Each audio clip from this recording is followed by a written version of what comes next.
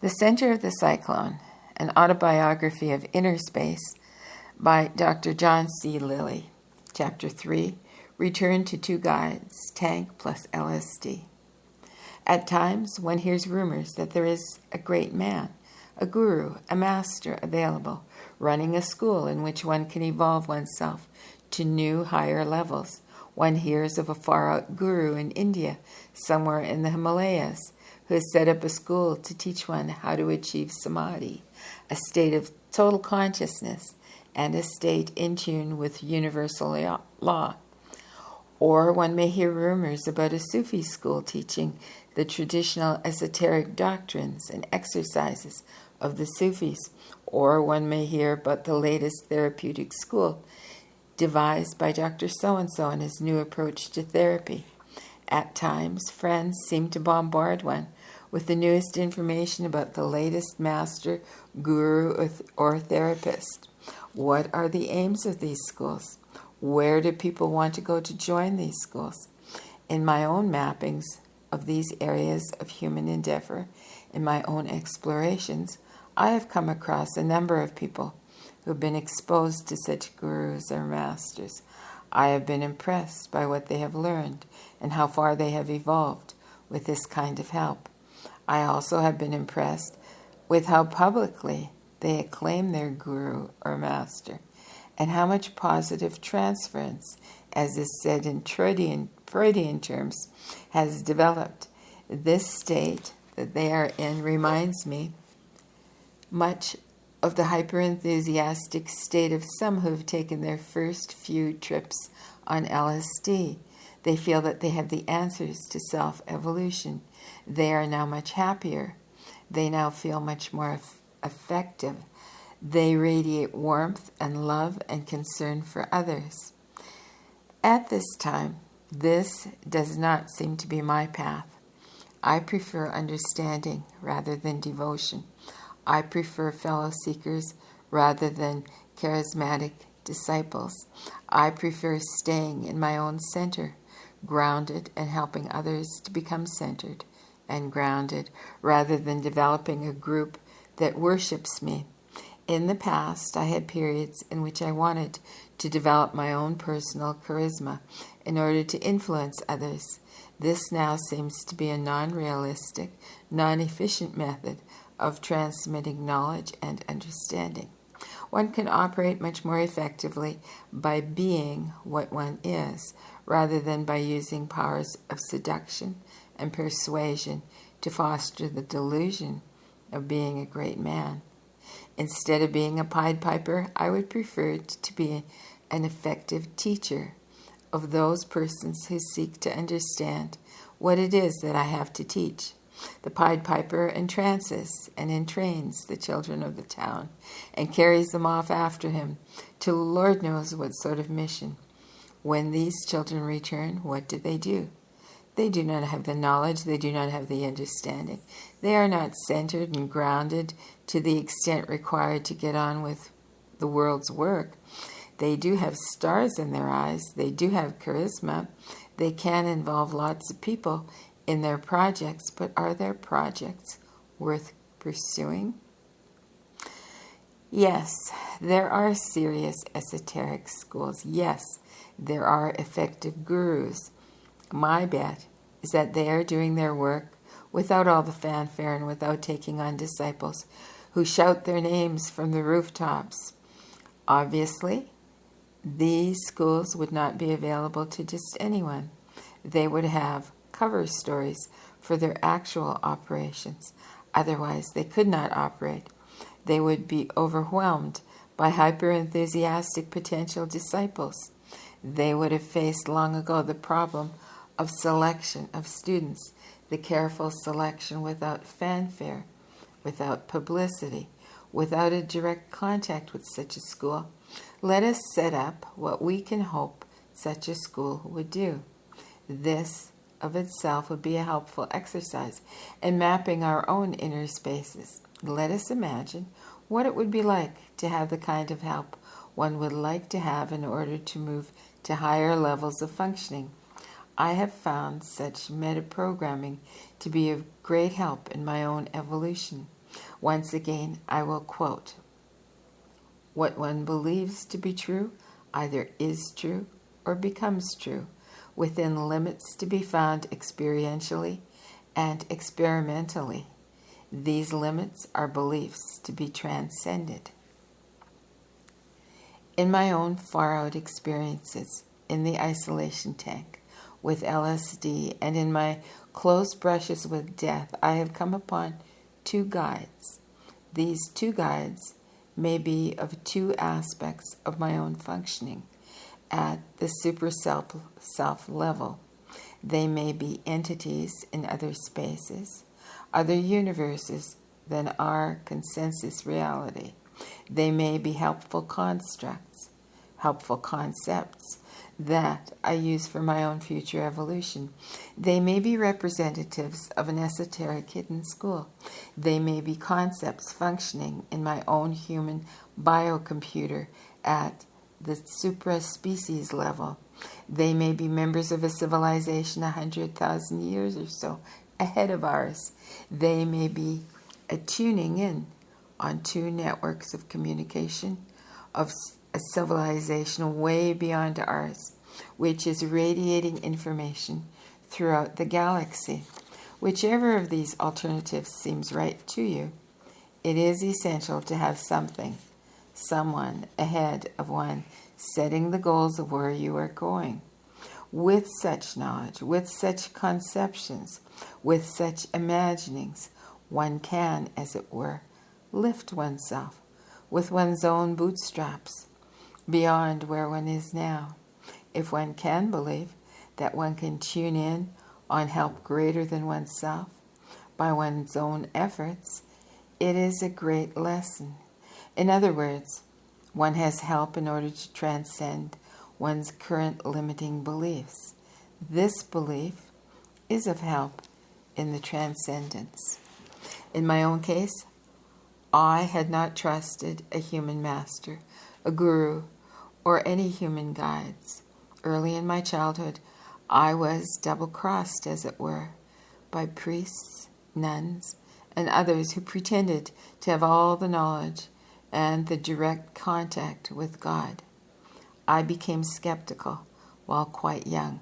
I found more honest truth within myself than I ever did from the representatives of the church. This skepticism led me away from the mystical aspects of the church into science and medical research in the search for new knowledge. I am sure that if I came across an authentic person who definitely could demonstrate that he had powers that he claimed, I would remain skeptical until it was definitely shown that I could learn what he knew and reach the same planes, the same spaces. Meanwhile, I pursue my own path in my own inner spaces, skeptical of any help that is not of the above variety. I have seen too much of sham, pretension, and showmanship in myself and in others to believe in instant enlightenment through contact with a master or a guru. I will illustrate some of the kinds of experiences that are claimed by the esoteric schools by describing some of my own trips in the solitude isolation tank situation with and without LSD. In these experiences, I have come across what one might call supra-self, and supra-species metaprogrammers, which seem to me to be outside myself, not embedded in me. Using other languages, other terminologies, one could call these celestial gurus or divine teachers or guardians. I also got into spaces where the energies and the forces were so vast that there was no humanly conceivable way of transmitting these experiences in words in a book. The most definite of these experiences was done with LSD in the solitude isolation confinement tank. But first, let me review the purpose of the original experiments that were done with the tank. When I was at the National Institute of Mental Health in Bethesda, Maryland, in 1954, working on the neurophysiology of the brain, I conceived of a new set of experiments. In brief, previous neurophysiologists, including Professor Frederick Bremer, Bremer, of Brussels, and Dr. Horace Magoun, Magoun, of UCLA, had hypothesized that the brain stayed in a waking state because of external stimulation coming through the end organs of the body. In other words, outside stimulation was necessary in order to maintain the brain in an awakened state. The obvious experiment was to isolate the human form from all external stimulation insofar as this was physically possible, and to see what the resulting states were. I decided that the way to do this was first to float in water using a head mask in order to breathe and to be in neutral buoyancy within the water so as to attenuate gravity effects. At the same time, all sound was to be cut off from the person suspended in the water. That's part of the Seth material. And let me just say, it kind of like blew my mind. Sorry about that. All the same time, all sound was to be cut off from the person suspended in the water, were to be attenuated as far as possible. All light was to be cut off, and all stimulating clothing was to be removed. By coincidence, there was a tank already installed in NIH in a small building inside a soundproof room. The only changes I had to make were to put a temperature control valve on the water flow through the tank and to maintain the temperature at 93 degrees Fahrenheit. I did a good deal of experimentation to find this particular temperature. This is the temperature at which one is neither hot nor cold when resting. It is the temperature at which the water disappeared when I didn't move. The resulting sensation was as if one were floating in space, almost free of gravity. Since I had studied human respiration and oxygen masks during World War II, I knew something of the requirements of the breathing system. I worked with the technical difficulties. I worked the technical details out quite satisfactorily. I tried 15 or 20 different kinds of underwater masks furnished by the Navy, and I found none of them comfortable enough. Therefore, it was necessary to devise my own mask out of latex rubber, which covered the whole head and sealed around the neck. There were 2 breathing tubes going to special valves at the side of the tank to allow continuous supplies of air to reach me and to receive the expired air which was left in my lungs, without allowing the accumulation of carbon dioxide and without causing the depletion of oxygen in the system. I quickly found that my body had different densities, that my legs and my head tended to sink. This meant devising supports from an extremely smooth, fine rubber dam used in surgery to maintain my foot position in the tank without touching the bottom. The head balance was adjusted by allowing a certain amount of air to be in the head mask. After a good deal of such technical matters, I was finally able to reach a state of suspended neutral buoyancy just below the surface of the water in the tank. Later, such experiences and experiments were called sensory deprivation. At no time did I find any deprivation effect. In the absence of all stimulation, it was found that one quickly makes up for this by an extremely heightened awareness and increasing sensory experience in the absence of known means of external stimulation. Within the first few hours, it was found that I did not tend to go to sleep at all. The original theory was wrong. One did not need external stimulation to stay awake. After a few tens of hours of experiences, I found phenomena that had been previously described in various literatures. I went through dreamlike states, trance-like states, mystical states. In all these states, I was totally intact, centered, and there. At no time did I lose conscious awareness of the facts of the experiment. Some part of me always knew that I was suspended in water, in a tank, in the dark, and in silence. I went through experiences in which other people apparently joined me in this dark, silent environment. I could actually see them, feel them, and hear them. At other times, I went through dreamlike sequences, waking dreams as they're now called, in which I watched what was happening.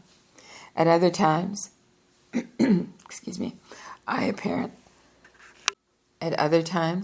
I went through dreamlike sequences, waking dreams as they are now called, in which I watched what was happening. At other times, I apparently tuned in on networks of communication that are normally below our levels of awareness, networks of civilization way beyond ours. I did hours of work on my own hindrances to understanding myself, on my life situation. I did hours of meditation, concentration, and contemplation without knowing that this is what I was doing. It was only later in reading the literature that I found that the states that I was getting into resembled those attained by those other techniques. In 1958, I left the National Institutes of Health and moved to the Virgin Islands. It wasn't until 1964 that I was able to build another tank and to introduce LSD into the solitude, isolation, and confinement experiment. I quickly discovered that the use of the mask was not necessary with LSD. Since seawater was available, I used this and I found that I could float at the surface with mouth and nose and eyes out of the seawater. I found that I could float with my hands holding one another underneath my neck, elbows out to the side underwater. I let my legs dangle from the knees and the hips in the salt water. This procedure of increasing the density of the water allowed a much more simplified breathing system and a greater feeling of safety. This second tank was 8 feet deep and 8 feet on the side. This allowed a lot more space than in the previous tank at NIH. Once the tank was set up and operating with a proper temperature control system, sufficient air, and complete blackout of the room, I set about obtaining the LSD. Through the cooperation of professional colleagues, I found at that time it was legal to obtain LSD if one had a grant from the National Institute of Mental Health. Since I had a career award grant, which was to run 5 years, I was able to obtain LSD directly from the Sandoz, Sandoz company through proper channels. I proposed trying LSD on dolphins as an aid to my understanding of the substance and some of the physiological dangers of its use. The only relevance of these experiments to the present account is that I quickly found that there was no danger to breathing in water-suspended mammals. Each of the 6 dolphins tested apparently had very good trips, with no problems attendant upon their breathing, heart action, or swimming activities.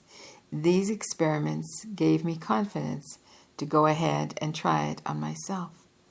Insofar as I could find out from the literature, There was no published record of anyone having taken LSD alone, much less under such severe conditions of physical isolation.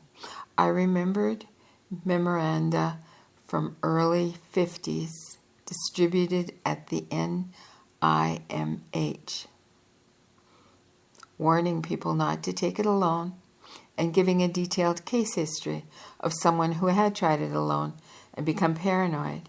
He had gone through an experience in which the tape recorder, which he was running to record his impressions, had tried to eat him.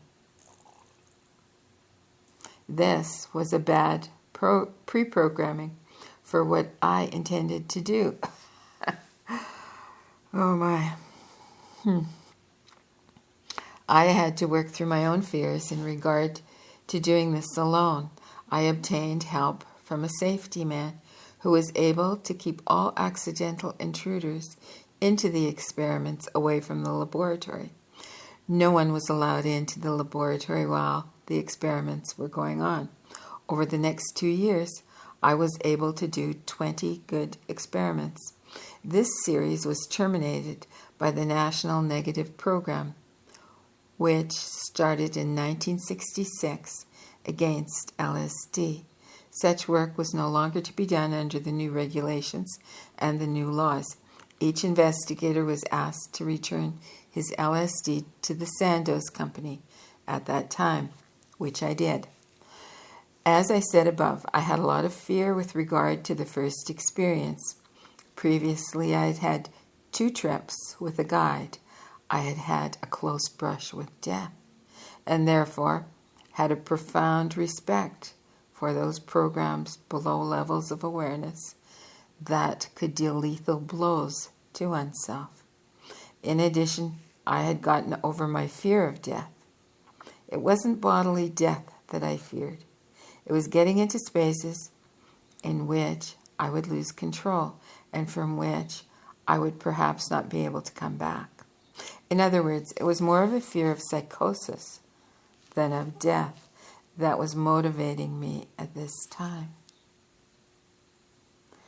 In spite of these doubts and fears, however, I took 100 milligrams and got into the tank.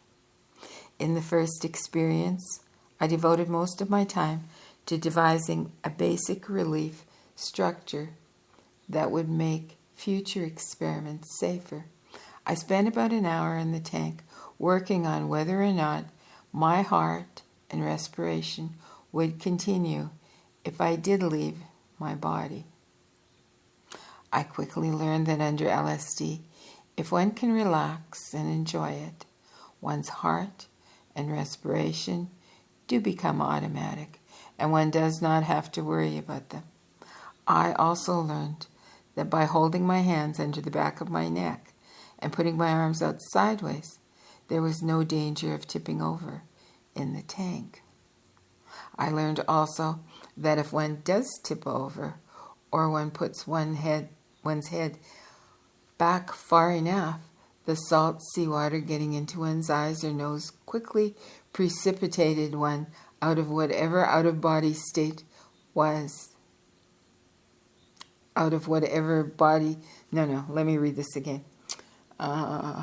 Quickly precipitated one out of whatever one's out-of-body state was, back into the tank. If there was any danger under the LSD, the body's emergency functions. If there was any danger under the LSD, the body's emergency function programs, the so-called survival programs, would be activated, and I would be returned intact to the tank from wherever I was. This established a basic confidence in my own ability to survive and to carry out the rest of the experiments. Thus, I was able to set up a basic relief. Thus, I was able to set up the basic belief. Oh dear. Have confidence in the body to carry out its functions, leave it parked, and go to other spaces. In case of an emergency, you will be returned to your body. After this initial set of experiments, I lost my fear of doing the far out series of experiments. In the previous test of experiments without LSD in the tank, I had discovered that although not seeing my body, I did not lose the reality of my body. Modes of detection of my body were present, other than just sight and hearing. This too is of use with LSD in the tank. In that first 12-hour experiment, I went into the tank and came out of the tank 5 or 6 times during the 12 hours, reasserting my total perception of my body and increasing my conscious awareness of the vital processes. Long before I had established what I call the automatic bladder effect.